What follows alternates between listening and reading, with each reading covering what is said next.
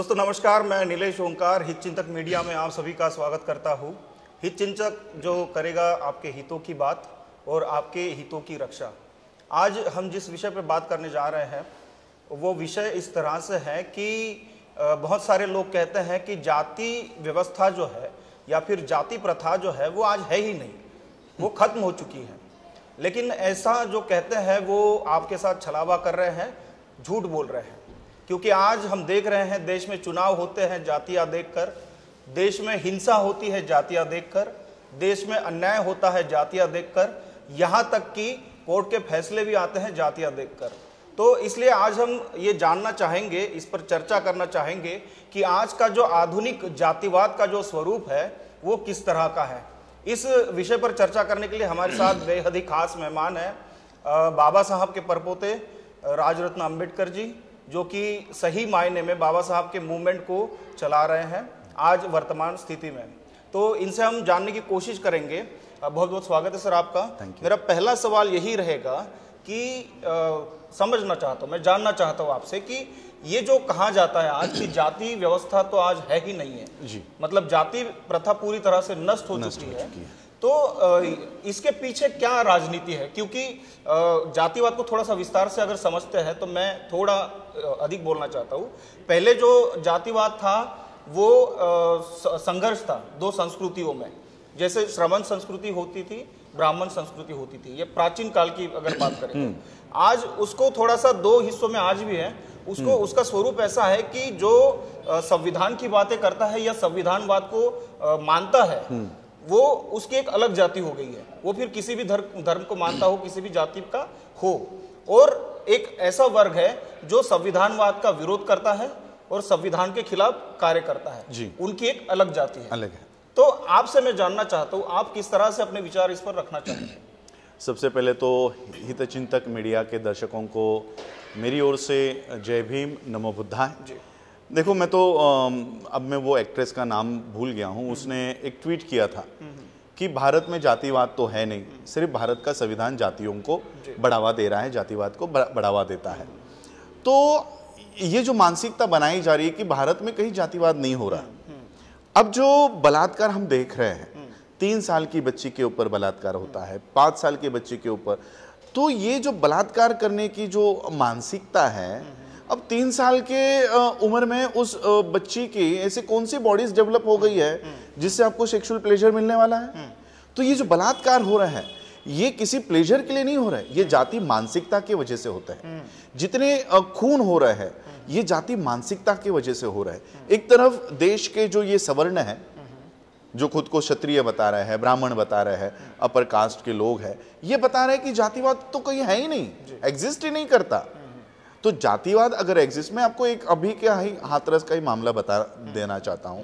हाथरस से पहले भी निर्भया कांड हुआ, जब ये उसका असली नाम नहीं है हालांकि, जब किसी सवर्णों के ऊपर कोई बलात्कार होता है या कोई अत्याचार होता है तो उनकी जाति की आइडेंटिटी को छुपाया जाता है, क्योंकि वो देश का मुद्दा होना चाहिए, वो आंदोलन देश भर जाना चाहिए, इसलिए उसको निर्भया करके नाम दिया जाता है। और जब हाथरस की घटना होती है तो सबसे पहले मीडिया उसकी जाति को डिस्क्लोज करता है, प्रशासन उसकी जाति को बता देता है कि ये वाल्मीकि समुदाय की है। तो ये वाल्मीकि तो आप नहीं कह सकते कि ये कोई स्टेट का नाम है या ये कोई नेशनलिटी का आइडेंटिटी है, ऑब्वियसली ये कास्ट का नाम है। तो एक तरफ कास्ट का डिक्लेरेशन करना है और दूसरी तरफ आपको कहना चाहते हो कि कास्टिज्म तो है ही नहीं। आज भी उस गांव में आप जाओ, ठाकुरों से आप पूछो, वो कहेंगे हम इन कास्ट के साथ व्यवहार नहीं करते, हम उनको आज भी अनटचेबल के तरह ही ट्रीट करते हैं। तो क्या ये कास्टिज्म नहीं है?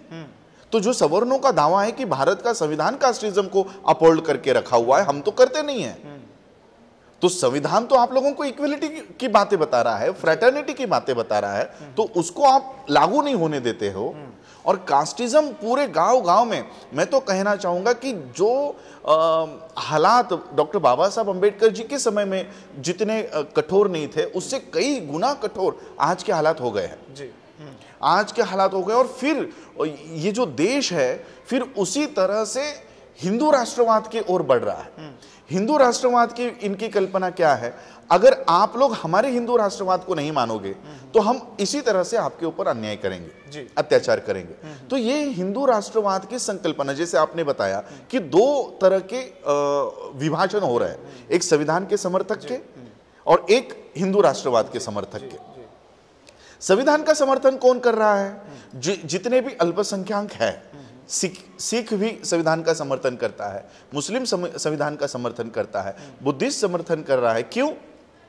क्योंकि उनको पता है कि हमारे जितने भी राइट्स है वो संविधान सिक्योर कर रहा है। हिंदू राष्ट्र की जो संकल्पना है, इसको अगर जमीनी लेवल पर उतारना है तो संविधान का विरोध करना जरूरी है।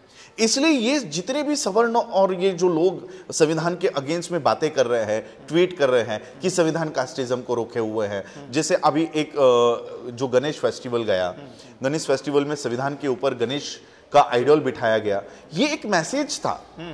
उन्होंने देखो, जितना संविधान के ऊपर गणेश के आइडियल को बिठाना जितना हानिकारक या जितना धोखादायक नहीं था, उससे धोखादायक उनकी माफीनामा था।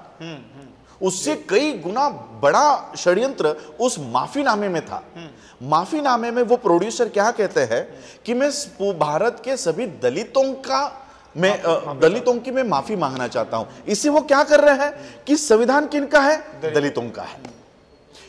संविधान 132 करोड़ लोगों के लिए लड़ता है, उनके हक और अधिकार की बातें करता है, लेकिन अब संविधान के समर्थकों की जो संख्या है उसको कम करवाने के ऊपर काम कर रहे हैं। महिलाओं के ऊपर बलात्कार हो रहा है, अत्याचार हो रहे हैं, तो महिला क्या कहती है, हमको देश में न्याय नहीं मिल रहा, लड़कियां सुरक्षित नहीं है, संविधान गलत है। महिलाओं का समर्थन संविधान से कम हो रहा है। अब आपके महाराष्ट्र में मराठाओं को आरक्षण नहीं दिया जा रहा। मराठा क्या कहता है कि अगर हमको आरक्षण नहीं मिल रहा तो संविधान में कई दोष है। मराठाओं का समर्थन संविधान से कम हो रहा है। किसानों के लिए बिल बनाया गया, किसान कहेगा कि अरे संविधान में हमारे लिए तो कुछ है ही नहीं, किसानों का समर्थन कम हो रहा है। तो जितने भी संविधान के समर्थक है उनकी संख्या कम करवा, ये लिटमस टेस्ट की जा रही है। लिटमस टेस्ट, संविधान जलाया गया 2 साल पहले। संविधान जलाने के बाद भारत में 132 करोड़ लोगों के देश में संविधान के समर्थन में कितने खड़े हुए? 1 लाख, 2 लाख। परसेंटेज निकालो इसका, 1%, 2%। यानी इन्होंने 132 करोड़ लोगों का समर्थन जो संविधान के लिए है वो कम करवाने का लिटमस टेस्ट ये चल रहा है।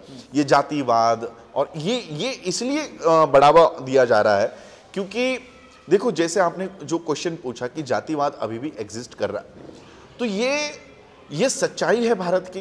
भारत के गांवों में जाओ, आपको वहां पर चातुर्वर्ण व्यवस्था दिखाई देगी। मैं कई सारे गांवों में जाता हूं, कई सारे लोगों के घरों में जाता हूं, चातुर्वर्ण की सिस्टम गांव में एंटर करते ही हमको दिखाई देती है। किसी गांव में एंटर कर दिए, सवर्णों के जहाँ पर घर है वहाँ पर अच्छी लाइट्स की व्यवस्था है, पानी की व्यवस्था है, रोड्स की व्यवस्था है, सब है। और जहाँ पर डाउन ट्रॉडन्स या शेड्यूल कास्ट के घर शुरू हो जाता है, जैसे अभी हम लोग गाजियाबाद के वाल्मीकि मोहल्ले में गए थे, ये तरफ सवर्णों का मोहल्ला है और इस तरफ वाल्मीकि मोहल्ला है। सवर्णों के स्ट्रीट्स लाइट्स लगे हुए हैं, पानी की व्यवस्था है, तमाम सुविधाएं हैं, तमाम सुविधा। और आप यहाँ पर जाओगे तो आप सोचोगे कि आज 2020 में भी इंसान इस तरह से रह रहा है। उनके घरों में सुअर घूमते रहते हैं, गंदगी है। तो ये चातुर्वर्ण व्यवस्था आज भी हमको दिखाई देती है। आपकी तमाम बातों से तो ये साबित हुआ कि आज भी जाति व्यवस्था है, वर्ण व्यवस्था है, उसका स्वरूप थोड़ा सा बदला हुआ है, लेकिन ये आज भी, हालांकि उससे ज़्यादा कठोर, आपने जो शब्द प्रयोग किया है कि पहले से ज़्यादा कठोर जातिवाद आज है। लेकिन यहाँ पर सवाल ये है सर, जो हमारे महापुरुषों की भावनाएं थी या हमारे महापुरुषों का जो संघर्ष था, वो सामाजिक समता चाहते थे इस देश में जी। संविधानवाद तो आर्थिक समानता की भी बात करता है जी। तो ये कैसे होगा? मतलब आज तक का जो इतिहास है हमारा, इन लोगों ने जो संघर्ष किया है उसको हम 1% भी आगे नहीं बढ़ा पाए, इसका कारण क्या है फिर? देखिए, पहले तो हमको विभूति पूजा से बाहर निकलना पड़ेगा जी। जितने भी महापुरुष हैं जिनको भी हम फॉलो करते हैं, शेड्यूल कास्ट के लोग, चाहे वो रविदासी कम्युनिटी हो, वो गुरु रविदास जी को फॉलो करती है, जो शेड्यूल कास्ट की कम्युनिटी है वो बाबा साहब को फॉलो करती है। तो इन लोगों ने कभी नहीं कहा कि मेरी पूजा करो। उन्होंने जो टीचिंग्स बताई है उसके ऊपर हमको फॉलो करना है। लेकिन हो क्या रहा है, हमने उनकी टीचिंग्स छोड़ दी है, चाहे वो रविदासिया कम्युनिटी हो या बुद्धिस्ट कम्युनिटी हो। इन्होंने अपने अपने महापुरुषों की टीचिंग्स को छोड़ दिया है और उनको पकड़ के रखा हुआ है, उनके फोटोज को पकड़ के रखा हुआ है, उनके स्थानों को पकड़ के रखा हुआ है, उनकी मूर्तियों को पकड़ के रखा हुआ है। हमको अभी एजुकेट करना है इन लोगों को कि क्या वो समानता की शिक्षा है। आप कर्नाटक में जाओ, लिंगायत कम्युनिटी है, वो महात्मा बसवेश्वर को मानती है। महात्मा बसवेश्वर 10वीं सदी में उन्होंने इक्वलिटी की बात की, इक्वलिटी की उन्होंने पहले बात की। भारत का ऐसा संसद उन्होंने बनाया जहां पर सभी कास्ट के लोगों का रिप्रेजेंटेशन उसमें था। तो आज कितने लोग महात्मा बसवेश्वर के टीचिंग्स को जानते हैं, कितने लोग आज गुरु रविदास जी के टीचिंग्स को जानते हैं। तो हम लोगों को अब हमारे महापुरुषों की टीचिंग्स को आगे लाना पड़ेगा। बाबा साहब के टीचिंग्स को आगे लाकर हम लोगों को, हमारे लोगों को बताना होगा कि क्या, देखो मैं आपको एक उदाहरण देना चाहूंगा कि हमारे महापुरुषों की, फॉर एग्जांपल बाबा साहब अंबेडकर जी के टीचिंग्स का सबसे ज्यादा उपभोग, सबसे ज्यादा फायदा कौन ले रहा है। कल हम लोग इनके साथ बात कर रहे थे तो मैंने उनको ये एग्जांपल दिया। बाबा साहब अंबेडकर जी का एक थीसिस है प्रॉब्लम ऑफ रूपी। प्रॉब्लम ऑफ रूपी के ऊपर भारत का आरबीआई खड़ा है। आज ये आरबीआई बीजेपी को लोन देता है।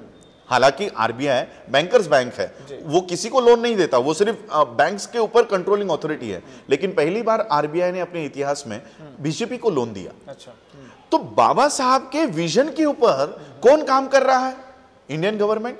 आज तो इंडियन गवर्नमेंट रही भी नहीं, वो मोदी गवर्नमेंट हो गई है। तो बाबा साहब के विचारों पर मोदी गवर्नमेंट बेनिफिट ले रही है और बाबा साहब को फॉलो करने वाले लोग सिर्फ मूर्तियों में अटके हुए हैं, सिर्फ फोटोज में अटके हुए हैं। तो अब हमको बाबा साहब के टीचिंग्स पे काम करना चाहिए। और हमारे लिए सबसे बेनिफिट यह है कि बाबा साहब ने जो भी आंदोलन किया उसका डॉक्यूमेंट्री एविडेंस देकर गए। बाबा साहब अपने राइटिंग एंड स्पीचेस के माध्यम से आज भी हमारे में मौजूद है। तो हमको अब उसके ऊपर स्टडी करना होगा। जैसे आज हम लोग यहाँ पर अशोका विजयादशमी के दो दिन के बाद यहाँ पर बैठ रहे हैं। 15 अक्टूबर को बाबा साहब अंबेडकर जी का ये इसी नागपुर के भूमि पर ऐतिहासिक भाषण हुआ और उस भाषण में बाबा साहब ने जो विजन बताया है ये कितने लोगों को पता है। तो अब हमको वो देखना होगा कि क्या वो काम है जो बाबा साहब हमको कह रहे हैं।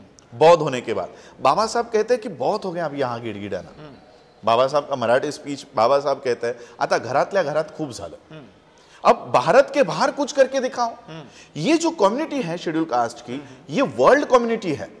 मैं यूएस में जाता हूं, वहां पर बाबा साहब के फॉलोअर्स हैं, लंदन में बाबा साहब के फॉलोअर्स हैं, कनाडा में बाबा साहब के फॉलोअर्स हैं, ऑस्ट्रेलिया में बाबा साहब के फॉलोअर्स हैं। आप भारत सरकार, मोदी सरकार के सामने गिड़गिड़ा रहे हो कि हमें रिजर्वेशन दो, हमें एजुकेशन दो, हमें एंटरप्रेन्योरशिप दो। और ये मोदी वर्ल्ड के सामने हाथ फैलाता है, बुद्धिस्ट कंट्रीज के सामने हाथ फैलाता है।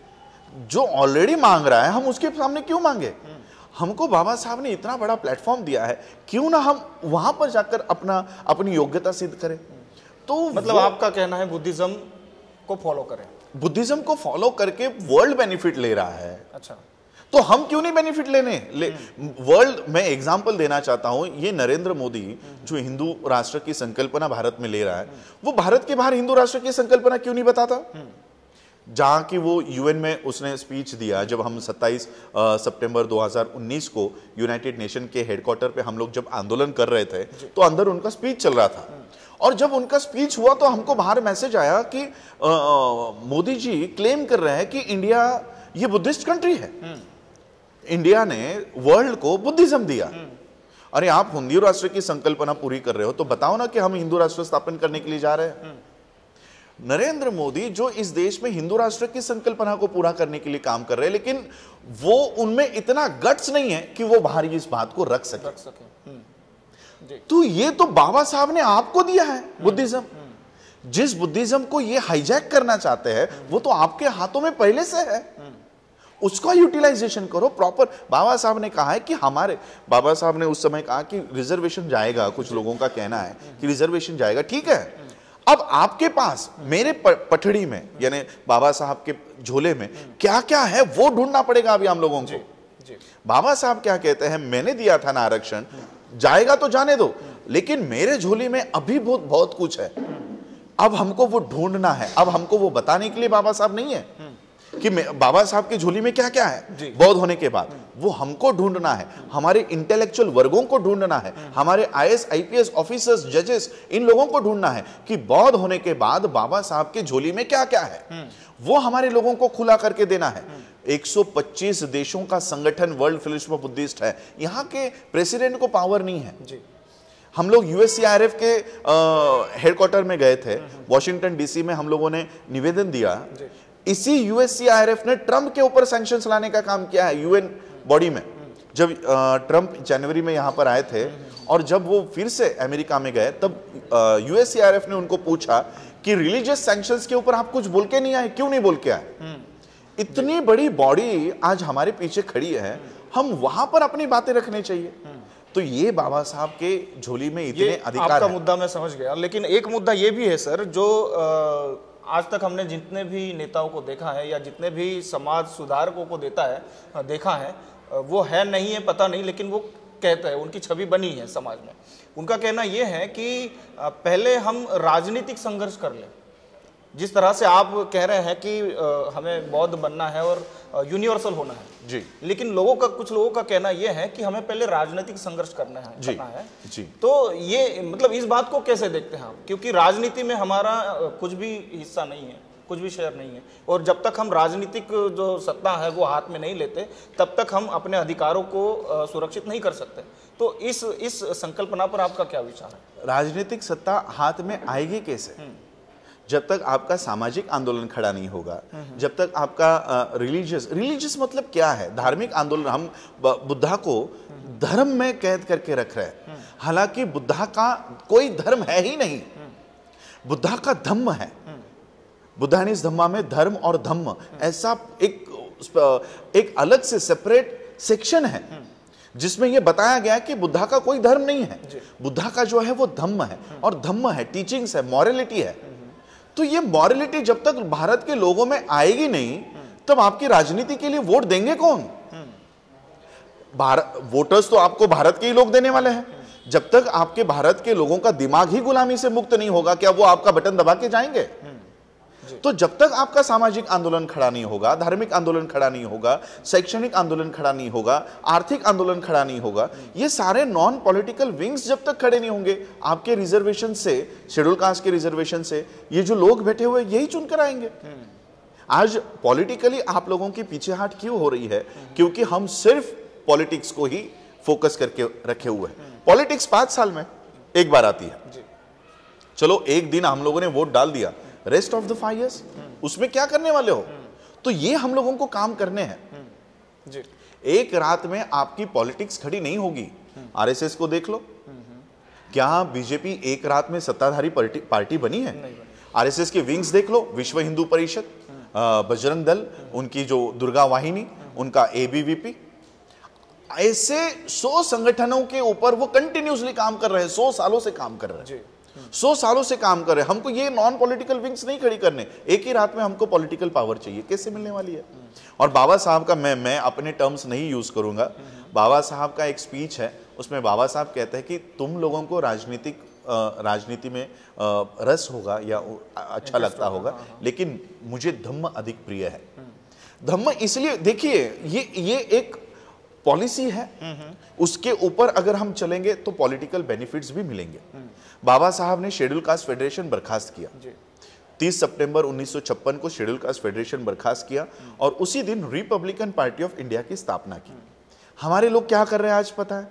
सिर्फ वो नाम उठा रहे हैं, नाम उठा रहे हैं, ब्रैकेट में कोई ए लिख रहा है, कोई बी लिख रहा है, कोई, यानी अल्फाबेट्स हमको कम पड़ गए हैं, उससे ज्यादा पार्टियां हैं रिपब्लिकन नाम की, लेकिन रिपब्लिकन विचारधारा कोई उठाने को तैयार नहीं है, कोई फॉलो करने को तैयार नहीं है। रिपब्लिकन विचारधारा क्या है कि आप इस देश की राजनीति करो, शेड्यूल कास्ट की राजनीति तो बाबा साहब ने इनकार कर दिया, शेड्यूल कास्ट फेडरेशन बाबा साहब ने बर्खास्त कर दिया, और देश की राजनीति, रिपब्लिक, प्रजा के मुद्दों को उठाओ। हम प्रजा के मुद्दे को उठा ही नहीं रहे।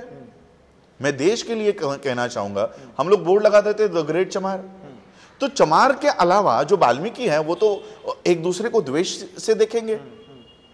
तो ये शेड्यूल कास्ट की जो मेंटेलिटी है ना पॉलिटिक्स में, उससे हमको बाहर निकलना होगा, क्योंकि शेड्यूल कास्ट का वोट अगर आप देखोगे, जो अंबेडकराइट्स है वही आपको वोट देंगे। शेड्यूल कास्ट में 59 कास्ट है महाराष्ट्र में। मुझे आप फ्रैंकली बताओ, क्या ये इस 59 कास्ट में से 59 के 59 कास्ट अंबेडकराइट्स है? नहीं रहती है। तो ये जो बाकी के 58 कास्ट है, ये खुद को हिंदू आइडेंटिफाई करती है, और फिर इनकी पार्टियां कौन सी? कांग्रेस या बीजेपी। यानी हम अगर पॉलिटिक्स में आना चाहे तो हमको दलित आइडेंटिटी दी जाती है और रेस्ट ऑफ द इंडिया से हमको तोड़ा जाता है। हमारा रिश्ता पूरे भारत से तोड़ा जाता है और हमको दलित बताया जाता है। जबकि बाबा साहब का विजन आपके देश के पानी के लिए है, आपके देश के बिजली के लिए है, यूनियन पब्लिक सर्विस कमीशन के लिए है। क्या ये जातियों के लिए है? यानी बाबा साहब अगर नेता है तो दलितों के नेता, और अगर तिलक नेता है तो लोकमान्य। तो देखो कैसे, जैसे हमारे शुरुआत हुई थी जाति व्यवस्था, ये यहां पर भी हमारे महापुरुषों के लिए भी लागू की जाती है। यानी तिलक अगर है तो वो लोकमान्य है, और बाबा साहब है तो वो दलितों के नेता है। तो ये माइंडसेट मुझे नहीं लगता कि कब ये खत्म होगा, कैसे खत्म होगा, इस पर भी काम करना जरूरी है। लेकिन एक आखिरी सवाल, और उसका थोड़ा सा संक्षिप्त में जवाब दीजिएगा, समय की कमी है। हर तरह से जो जिसको हम संविधानवाद कहते हैं, जो संविधान को मानते हैं, जो मानवतावादी विचार रखते हैं, ऐसे लोग हर तरह से एक प्रकार से, जो मराठी में वर्ड है न्यूनगंड, तो वो घर करता जा रहा है मन में कि सत्ता में वही कम्युनिटियाँ, वही विचारधारा, जो हमारे ब्यूरोक्रेट्स हैं वही कम्युनिटियाँ, वही विचारधारा, जो मीडिया है वही कम्युनिटियाँ, वही विचारधारा, सुप्रीम कोर्ट है वही कम्युनिटियाँ, वही विचारधारा। तो इससे क्या हो गया, हमारा जो स्ट्रक्चर है देश का, पूरी तरह से जो प्रशासन जिसे हम कहते हैं, उसमें भी एक विचारधारा की छाप है। मतलब हम आगे बढ़े तो कैसे बढ़े, तो इसके लिए एक पूरी तरह से, जैसे कि आपने कहा है कि सामाजिक तौर पर, आर्थिक तौर पर हम सक्षम बनेंगे, धार्मिक आंदोलन को आगे बढ़ाएंगे, तभी हम राजनीतिक आंदोलन को सफल कर सकते हैं। लेकिन ये भी एक बहुत बड़ा मुद्दा है कि हम किसी भी आंदोलन में सफल नहीं है, ना ही राजनीतिक, ना ही प्रशासकीय, और ना ही धार्मिक, ना ही सामाजिक।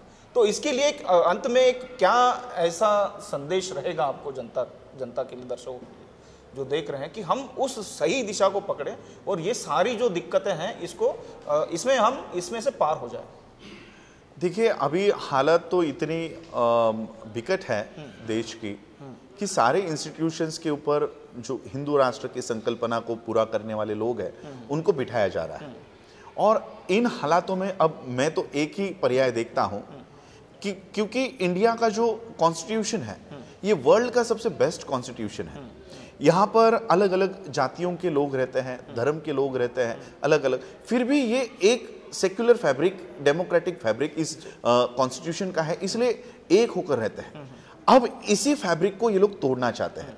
लेकिन मैं एक बात और कहना चाहता हूं कि देश के लोग, आप कह रहे हैं कि मायूस हो रहे हैं कि क्या होने वाला है, हमको एक बात और पता होनी जरूरी है कि ये देश का जो संविधान है ये सिर्फ इंडिया का मैटर नहीं है, ये सिर्फ भारत का मुद्दा नहीं है। Indian constitution, it is an international agreement, it is an international agreement. ये ब्रिटिशरों के साथ हमारा करार हुआ कि इस तरह से हम इस देश को चलाने वाले हैं, इस तरह से हम देश को चलाएंगे, और सेकुलर फैब्रिक है इस देश का, डेमोक्रेटी इस देश का है। अगर इस फैब्रिक को कोई हिंदू राष्ट्र बनाने के लिए तोड़ना चाहता है तो हमें एक, अगर देश का सुप्रीम कोर्ट बिक चुका है, अगर देश का मीडिया बिक चुका है, देश का प्रशासन बिक चुका है, अगर देश का संसद बिक चुका है, तो इसके ऊपर एक बॉडी है, हमको उसके बॉडी के पास अपनी बात रखनी होगी। इंटरनेशनल ह्यूमन राइट्स कमीशन है, USCIRF है, UN है, ये सारी बॉडीज है। और हम लोग इतने आज सही मायने में सक्षम है, अंबेडकराइट्स इतने सक्षम है कि हर देश में हमारे लोग हैं। ये हाथरस के मामले में यूनाइटेड किंगडम के 3 मेंबर ऑफ पार्लियामेंट्स ने पार्लियामेंट को लिखकर निवेदन दिया है। तो इतनी ताकत है। हम इस जो ये RSS और ये जो सारी ऑर्गेनाइजेशंस इस देश को कब्जा करना चाहती है, ये हम इतना ही कहना आज जो ये लॉकडाउन ये सब चल रहा है, ये एक षड्यंत्र का भाग है। सारा इंटरनेशनल हमारा व्यवहार, करस्पॉन्डेंस, कम्युनिकेशन बंद कर दिया है। तो इस माध्यम से, आपके सवाल के माध्यम से मैं यही बताना चाहूंगा कि इन लोगों को लगता होगा कि अब हम संसद पे काबिज हो गए हैं, हम राज्यसभा में काबिज हो गए हैं, सुप्रीम कोर्ट पे काबिज हो गए हैं, लेकिन फिर भी एक बहुत बड़ी ताकत हमारे हाथ में है और वो है इंटरनेशनल प्लेटफॉर्म। और आज अम्बेडकराइट कम्युनिटी इंटरनेशनल कम्युनिटी है, इंटरनेशनल कम्युनिटी है। और इसलिए आपके इंटरव्यू के माध्यम से मैं इंटरनेशनल, क्योंकि ये यूट्यूब पे जाएगा, लिंक्स फॉलो शेयर की जाएगी, वो हमारा आवाज बनेगी। अगर हमारा आवाज इस देश में दबाया जाएगा तो वो हमारी आवाज बनेगी और इंटरनेशनल प्लेटफॉर्म से हमको सेफगार्ड यहाँ पर लाना होगा। बाबा साहब ने भी वही किया कि जब इस देश की व्यवस्था हमको न्याय देने के लिए तैयार नहीं थी, तब बाबा साहब ने कभी किसी गांधी के सामने, तिलक के सामने निवेदन नहीं दिया। बाबा साहब ने राउंड टेबल कॉन्फ्रेंस में अपनी बात रखी और इसलिए आज हमको वहां पर अपनी बात रख के यहाँ के लोगों को सुरक्षा प्रदान करनी होगी। जी जी, बहुत बहुत धन्यवाद सर। जिस तरह से आपने कहा है कि ये जो मेरा सवाल था ये निगेटिव सवाल नहीं था, हालांकि ये पॉजिटिव सवाल था, क्योंकि इस देश में जो भी हो रहा है सभी देख रहे हैं और सभी इस बात को महसूस कर रहे हैं कि ये जो अन्याय अत्याचार का दौर है, ये दौर, कोई भी दौर मतलब वो टिका नहीं रहता है। बुद्धिज्म में नियम है, हर चीज जो है वो नित्य नहीं होती, अनित्य होता है सारा। तो ये दौर भी चला जाएगा, इसके लिए हमें प्रयास करना होगा और इसके लिए सबसे अच्छा जो मार्ग है वो बुद्धिज्म में है। और बुद्धिज्म, जैसे कि सर ने बताया, एक यूनिवर्सल धम्म है, ये धर्म नहीं है, ये जीवन जीने की, जिसे हम नैतिकता का मार्ग कहेंगे, नैतिकता, मोरालिटी। हाँ, जी, ये है। तो हम जिस तरह से अपने आंदोलन चला रहे थे आज तक, जो भी हमारे महापुरुषों ने आंदोलन दिए हैं, उस आंदोलन को फिर से समझना पड़ेगा। और पॉलिटिकली सिर्फ संघर्ष करना ये हमारा उद्देश्य नहीं है, या फिर ये इससे हम सक्सेस भी नहीं हो पाएंगे। तो हमें सामाजिक और जो धार्मिक संघर्ष है, जो धम्म का संघर्ष है, वो भी मतलब बड़े प्रयासों से और बड़े मेहनत से उसको सक्सेस करना पड़ेगा, तभी हम पॉलिटिकली भी स्ट्रांग होंगे। और इस देश में जो भी विचारधाराएं हैं, जो प्राचीन काल से, जैसे मैंने पहले जिक्र किया कि श्रमण संस्कृति और ब्राह्मण संस्कृति, इन दोनों संस्कृति का इतिहास ही इस देश का इतिहास है। तो आज भी वही इतिहास है।